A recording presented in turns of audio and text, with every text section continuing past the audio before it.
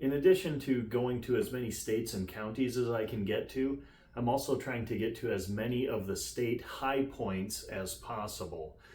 When I was in Nebraska, I actually met a guy who was driving to that one, and he's trying to get to all of them. And I am not the kind of person that's going to take a 70-mile hike to get to the top of Mount McKinley or, some of these more difficult ones. But I figured half of them are a drive-up location or a very easy walk, and there's a handful that are a moderate hike. So I'll try and get those. That's not really my goal, but it's a neat thing to just see how many you get. With Nebraska, I wasn't recording when I went there, so you just get this picture.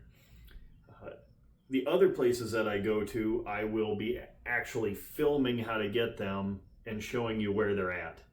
So this will be the first video in a playlist.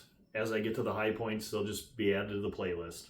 So if you're wondering how to get there, drive and walk. That's all you got to do.